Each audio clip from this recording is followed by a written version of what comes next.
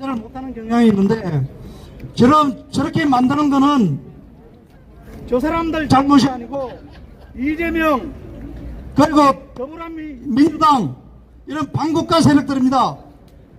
민주당이라고 해서 다 그런 사람들은 아닌데 공산 사회주의를 지향하는 사람들이 의원들이 인사들이 많기 때문에 그렇습니다. 그들이 철저하게 언론을 통제하고 있습니다. 그래서 그들이 세뇌되고 있기 때문에 이런 현상이 일어납니다. 저런 사람들은 모르고 있어요. 모르고. 그래서 몰라서 저런 사람들을 한테 화내면 뭐하나 그런 생각이 들고 하는데 막 참을 수 없어서 저러는데 화를 못 참아서 저번에 여자지만 남자들 같은 경우 뛰어넘어가서 폭행하면 경찰서로 가야 되고 하면 또 애국 활동을 못하게 되잖아요.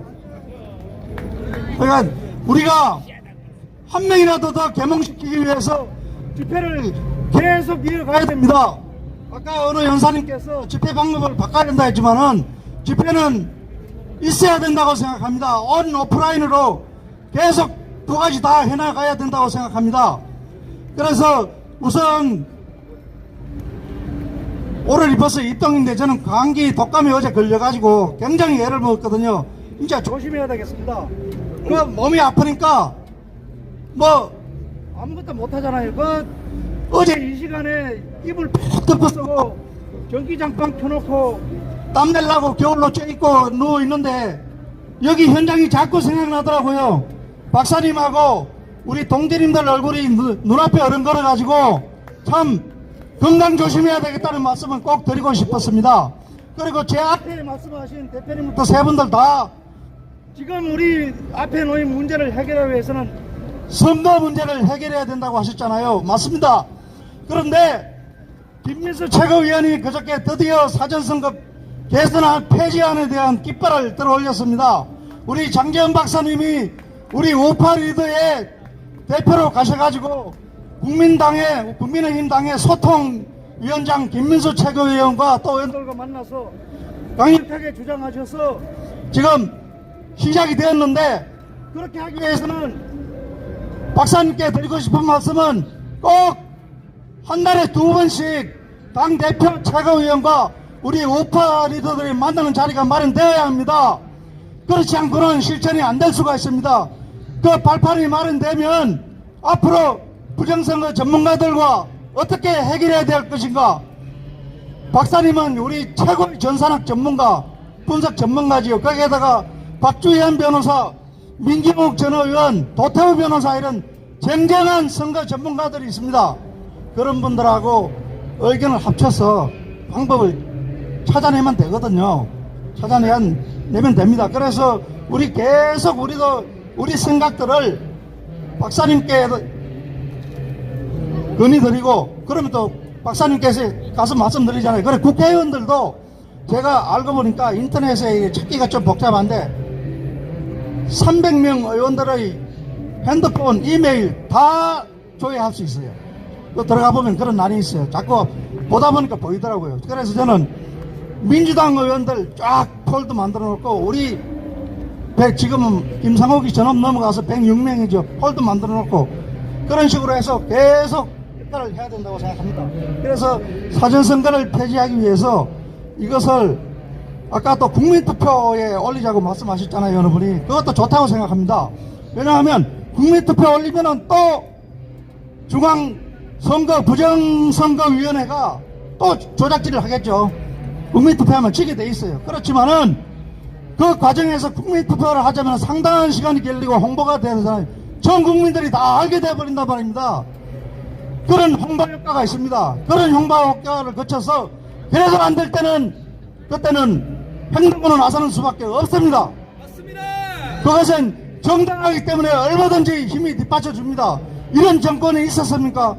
이승만 박사, 박정희 대통령, 전두환 대통령 그렇게 독재를 했다고 하지만은 지금 같은 이러한 뭐라 그러나요? 신독재라 그러나요? 이런 짓은 하지 않았습니다. 지금 개망나니 칼춤을 추고 있습니다. 그때 3, 4, 5 공화국 그렇게 어려울 때도 자유민주주의 나라를 지키기 위해서 나서는 우리 국민 국민들, 애국 시민들을 탄압한 적이 있었습니까? 정반대했죠. 간첩들 때려잡았잖아요. 방공, 방첩, 멸공. 그랬기 때문에 그때가 행복지수가 더 높았다는 말입니다. 그래서 사전선거 폐지되도록 우리가 적극 우리 박사님께 꼭 말씀드리고 싶은 것은 내일 나경원 의원 만나서 한 달에 2번씩 꼭 우파와 당 대표들 간에 대화의 시간을 가지자. 그리고 사전투표 폐지, 그리고 이번에는 사전투표 깃발 만들었지만은 전자개표기 폐지까지 나가야 됩니다. 그래서 이것저것 다 이야기하면 복잡하니까 사전선거 폐지만 관철시켜도 그것은 획기적인 사건이고 우리의 목표를 이룰 수가 있는 것입니다. 그리고 또 하나는 지금 중요한 것이 우리가 짱깨 북개송하고 CCP 아웃, 중공 아웃 물러가라 이거 외치면은 5년 이하의 징역에 처벌한다는 민주당 이 담놈들이 지금 법을 제정하였습니다. 아직 본회의는 안 올라갔는데 소회의 통과해서 지금 입법에 대한 동의 반대 의견을 국회 홈페이지에서 수렴하고 있습니다. 그 법률 이름은 형사소송법 일부 개정 법률안. 제목을 이렇게 나오면은 국회 홈페이지에 얼마나 법률안이 올라옵니까? 잘 모르는데 다행히 우리 애국 우파 정말 애국자들 많습니다. 보이지 않는 데서 밤새워가면서 대법원에 선거무효소송 자료 제출하고 수백 쪽 제출하는데 얼마나 힘들고 오래 걸립니까? 자료 다 확인돼야 되잖아요. 그 애국자들, 이래 집회에 나오시는 분들 참 알면 알수록 참 존중하고 배려하고 고생하신다는 거 우리 속으로는 따라 알고 있어야 된다고 생각합니다. 저기 저 계시는 우리 저 여사님 보십시오. 한여름 그 땡빛에서부터 계속 저 자리를 지키고 계시잖아요. 얼마나 참 정말 중요한 애국자입니다. 그래서 입법에 반대해 주세요. 청원에 동의해 주세요. 이거 꼭 해야 됩니다. 지금 올라오고 있거든요. 저는 하루에 한 번씩 우리 단체 단톡방에 올리고 있습니다. 그것은 대법원의 법률에 역행하는 것입니다. 미국 성적기는 찢어버리고 트럼프 대통령 얼굴을 때리면서도 오승홍기 중공기 찍기는커녕 우리 대한민국을 잡아먹으려고 하는 부정선거를 화웨이 전산장비로 해킹해서 전산 조작해서 부정선거를 이룬 중공을 CCP가 뭡니까? 차이나 커뮤니스트 파티잖아요. 중국 공산당이잖아요. 중국 공산당 물러가라 이겁니다. 우리는 명동에 선량하게 관광 온 중국 사람들 그 사람들 탓하지 않습니다. CCP가 물러가라. 짱깨 북깨 방국가 새들 꺼지라가 뭐가 틀렸습니까? 저거는 이재명부터 나라를 중국 속국으로 빠뜨리려고 하는 과정으로 가고 있습니다. 그거를 막으려면 그 법률을 막아야 됩니다. 그래서 우리가 애국운동은 이러한 오프라인 집회하고 온라인 운동하고 같이 합쳐져야 됩니다. 입법에 반대해 주세요. 청원에 동의해 주세요. 이거 꼭 해야 됩니다. 꼭 해가지고 이거 10,000명이 넘으면 되거든요. 우리하고 우리 방송을 보는 사람들, 우리 단톡방에 보면 3,000명까지 되는 사람들 있잖아요. 이 사람들이 하고 저는 제 친구들한테 하고 막 보내거든요. 요즘 핸드폰을 2손가락으로 치면은 금방 치잖아요. 계속 보내가지고 이야기하면 처음에는 반대도 하거든요. 나중에는 다 동의해 주더라고요. 자꾸 보내주니까. 그래서 그런 역할을 꼭 해가지고 우리가 우리 목표가 관철될 때까지, 그리고 지금 우리가 행동에 나서지 못하고 있는 이유는 언론 때문입니다. 언론만 바로 서서 보도가 되어서 전 국민들이 우리나라에 일어나고 있는 문제들을 안다면은 우리가 행동하면 성공합니다. 그렇기 때문에 지금 우리는 이러한 상황에 처했기 때문에 행동에 나서지 않고 기회를 보고 있는 것입니다. 그때는 우리가 강력하게 투쟁할 것입니다. 그런 사람 많습니다. 순국결사대, 저도 광화문 순국결사대에 서명했지만은 수백 명이 있습니다. 젊은 사람도 있습니다. 그런 사람들이 앞장서 보십시오. 그래서 우리 언론을 이걸 우리가 조금이라도 해결하는 방법으로 외국 언론을 활용해야 된다고 생각합니다. 우리 여기 우파의 모임에 나오시는 분들 보면 조정진 얘네 스카이데일리 대표 지금 한미일보의 사장인가 편집가준가 그렇죠. 그리고 또 이상로 기자라든가 또 기자들 많이 오시잖아요. 그런 분들을 통해서 외국 언론을 활용해야 된다고 생각합니다. 그게 뜻밖의 의외의 효과가 있어요. 지난번에 최초로 이재명이가 미국에서 트럼프를 그거는 정상회로 양자회담 실무회담 하고 나서 패자 맞고 나와가지고 얼마 전에 관세협상 말고 처음에 만난 거 있잖아요. 그때 패자 맞고 나와서 트럼프 대통령이 이재명한테 직접 이야기했다고요. 너 다음 주에 열리는 네덜란드 헤이그에서 열리는 나토 정상회의에 와라 했는데 안 갔습니다. 그걸 우리나라 기자들이 모릅니까? 기자들은 좌파들이 집회하는 데는 수백 명이 몰려갑니다. 그런데 우리가 집회하는 데는 단 한 명도 오지 않습니다.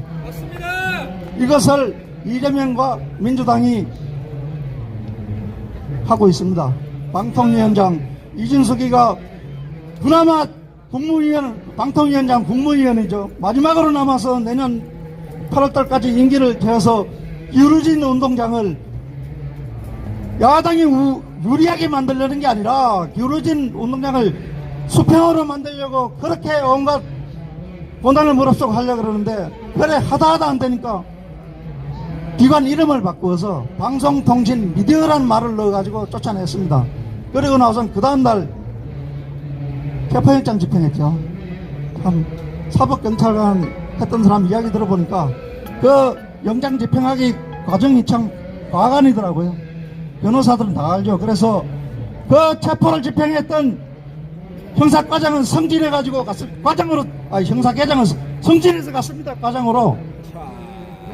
나쁜 사람들, 나쁜 새끼들. 공직자든 아니든 사람이 그런 인성을 가지고 살아서는 안 될 것입니다. 맞습니다. 그리고 그런 기회를 노리고 행동하는 공직자들 정말 반성해야 될 것입니다. 그래서 외국 언론을 그것을 그런데 이재명이 나토 정상회의 나토는 서방 국가들만 있습니다. 공산주의 사회주의 국가는 없고 그래 가는데 안 갔거든요. 전혀 몰랐으면 깜깜이 우리나라 사람들 아무도. 그런데 일본 언론에서 보도해서 다 알게 되었습니다. 우리나라 기자들이 그걸 모르겠어요. 냄새나면은 개 콧구멍 보다 더 밝은 기레기들이 기자들 다 그런 것은 아닙니다. 기자들 우리 우파 우리하고 생각이 똑같은 애국자들이 있습니다. 그런데 신문사는 편집국장 방송국은 보도본부장들이 카드 지킵니다. 대표적인 게 조선일보의 강찬석 칼럼이라고 보셨죠? 그거 자빨 새끼입니다. 그거. 그런 사람들이 왜 그럴까? 어떤 사람들은 뇌물 받아 처먹고 그렇게 변했다고 하더라고요. 그래서 옛날부터 그런 말 들을 때 저는 설마 했습니다. 그런데 정말이었습니다. 권성동이가 국회 탄핵소추 때 투표에 국회에 문을 열어준 사람입니다. 권영세 권성동 그거 아시죠? 당론으로 우리는 탄핵에 반대한다고 정해놨는데 이놈이 국회의장 우원식을 만나고 와서는 참 넝구렁이 같죠. 표정 하나 안 변하고 목소리도 차분하게 해가지고 우리는 반대하지도 않고 뭐 하지도 않는다. 그래 각자 투표에 맡기자. 당론을 정해놓고 그랬단 말입니다. 이 새끼가. 그랬더니 이놈이 지금 깜빵에 가 있죠. 그놈이 알고 보니까 중국 돈 200억 받아 처먹은 놈입니다. 권영세도 마찬가지. 권영세는 주중대사로 있었죠. 주중대사로 있으면서 박근혜를 사바 해가지고 중국의 그 천안문 광장의 그 4.1대 옆에 시진핑 옆에 서게 만들고 다 돈 받아 처먹은 놈입니다. 드러나서 안 그렇지. 돈 받아먹은 그 현장에 사진 찍힌 것도 않잖아요. 그렇지만 여러 정황들과 과정을 보면은 그게 드러나거든요. 그런 짓을 해서 지금이 됐는데, 그래서 일본과 우리 부정선거도 6월 4일날 개표가 났잖아요. 6월 4일날 오후에 미국에 있는 중앙일보의 6.3대선은 부정선거였다. 그런 타이틀로 났습니다. 그런데 그 다음날 내려왔죠. 중앙일보에 있는 이 빨갱이 편집국장 놈의 새끼들이 내리라고 압력내린 겁니다. 그래서 우리는 또 그런 방법을 동원해서 모두가 이루어지도록 해야겠습니다. 최선에 할 수 있는 방법들을 해가지고 여러 가지 아이디어가 저는 많이 나올 수 있다고 생각합니다. 그래서 당이 나서지 않으면 안 됩니다. 당이 나서면 되지 않아요. 민주당처럼 당이 컨트롤 타워에 서가지고 당원들이 따라가야 됩니다. 저는 민주당 사람들이라 해서 다 나쁘게 보지 않습니다. 제 친구들도 제 고향의 경북 상주는 우리 남한의 딱 중앙이거든요. 지도상으로. 그래 어릴 때 같이 지내던 놈들이 장가를 저쪽에 호남 사람하고 가더니 그래서 그런지 어떻게 변했더라고요. 그래서 우리 친구가 소꿉친구로 한 10명 아주 불합치고 10명 되는데 한 명은 좌파가 됐고 한 명은 중간에서 왔다 갔다 해요. 그런 절정에 놓여 있어요. 그래서 우리가 계속해서 우리 활동을 이어나가고 지금 아이고 나이가 드니까 자꾸 깜빡깜빡 하는 게네. 좀 전에도 말씀드리려고 그랬었는데 하여튼 이 언론을 통해서 이어나가고 민주당은 당을 중심으로 해서 이 말씀 드리려고 그랬어요. 당을 중심으로 해서 일사반란하게 움직이고 있습니다. 그런데 좌파 우파 나오는 집회 현장을 내가 자들은 도대체 얼마나 나오는가 궁금해서 자 올해 봄에 얼마나 우리 강화문에 갔습니까? 우리 나갈 때 탄핵이 기각될 수 있다고 이런 말이 막 보도 돌았죠. 정영식 여자는 이완영보다 더 나쁜 놈입니다. 자기 자리 뺏길까 봐서 자기 아들 결혼식에 축의금 받은 거를 갖다가 부정부패라고 김영란법 위반이라는 물건 들어지니까 헌법재판관 자리 안 뺏기려고 윤석열 대통령이 직접 임명했는데도 불구하고 배반해가지고 이렇게 되었습니다. 죽여야 됩니다. 그럼 우리는 반드시 기약해가지고 그래서 제가 광화문에 있다가 그들이 탄핵소추 기각될 수도 있다 그러니까 경복궁 앞에 그들이 민주당이 나왔었죠. 그래 이재명이가 얼굴이 사색이 돼가지고 우리 야당 어른들 인사를 다 나와라 명령을 내리는데도 얼마나 적게 나왔는지 자리를 많이 나온 것처럼 하려고 자리를 떠문 띄워놨더라고요. 7m 8m씩 그거 보니까 참 연민의 정의를 느끼더라고요. 그리고 제일 뒤에 자리에 이재명이가 앉아있는데 운동화 신고 고개를 푹 숙이고 앉아있더라고요. 자기가 이야기하면 야당 사람들 다 나올 줄 알았지. 그 사람 민주당을 지지하는 사람들 바보인가요? 아닙니다. 다 우리하고 똑같고 생각을 같이 하고 결론은 나라를 위하자고 우리나라 잘되게 하기 위한 사람이잖아요. 그런데 그들이 왜 안 나왔을까요? 박근혜 대통령 탄핵할 때 그렇게 강화문하고 서울시내를 다 미하던 사람들이 왜? 이재명의 주장이 명분이 없기 때문입니다. 명분이 없기 때문에 안 나오는 것입니다. 그래서 우리는 당을 중심으로 해가지고 뭉쳐야 됩니다. 지금 장동희 대표가 그렇게 했죠. 아스팔트 세력에 나오겠다고 했잖아요.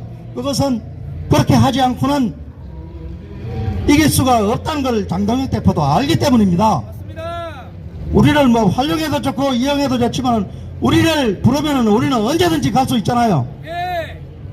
다 국회 내에서는 할 수가 없어요. 할 수 있는 일이 없습니다. 전에는 선거에서도 합의를 해가지고 소위원장 자리는 같이 나누어 먹었잖아요. 그러니까 지금 다 차지하고 적어도 법사위만큼은 법률 제정하는 것만 소위만큼은 야당한테 주었다고요. 그게 관례였는데 이재명이 되고부터는 이렇게 나라가 망국의 길로 가고 있습니다. 참 우리 역사에 안 좋은 선례를 남기고 있습니다. 그래서 우리 당 대표를 중심으로 해서 지금 김민수 최고위원이 권한이 말 파워가 있잖아요. 그가 깃발을 들었으니까 적극적으로 우리 투표를 하도록 이걸 해가지고 만약에 관철이 안 되면 저는 이런 생각도 해봅니다. 민주당에서 중국에서 이런 미끼를 던질 수도 있어요. 내년 지방선거를 우리가 약간 이기게 하든지 비슷하게 하든지 공정한 선거가 실시되게 했다고 함정을 팔 수도 있어요. 그래놓고 그 뒤에 열리는 총선을 지금은 230석, 260석 이야기해요. 이해찬, 이 해골 새끼가. 그러면은 이제 야당은 없어지고 민주당만 있습니다. 그럼 독재. 일단 독재. 자유민주주의의 성숙도를 판가름할 수 있는 제일 중요한 게 정당제도의 정탁이거든요. 정당제도. 우리나라는 그래도 작은 당도 있지만은 여야 지금 딱 정립이 돼 있잖아요. 그러면 260석? 그러면 개헌은 막을 수가 없습니다. 그럼 지금도 저놈들은 민주당은 당원에 인민민주주의라고 써 있습니다. 분명히 공산사회주의로 가자는 거예요. 그래 놓고 내년 지방선거를 미끼로 던져놓고 그럼 깜빡 속잖아요. 부정선거 아니다 하는 놈들, 당내 하는 놈들 있죠. 김건식, 예, 그런 놈들을 해가지고 또 우리가 소속서 내년 총선에 그놈들이 또 할 수 있단 말입니다. 총선에 지금 모든 게 끝장이잖아요. 하여간 우리 단단한 각오로 국회에 묵혀나갑시다. 자, 그거 한번 사전선거 폐지하라! 전자개표기 폐지하라!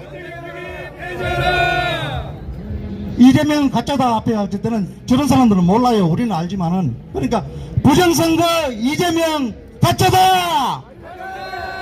부정선거 이재명은 가짜다! 부정선거 이재명은 가짜다!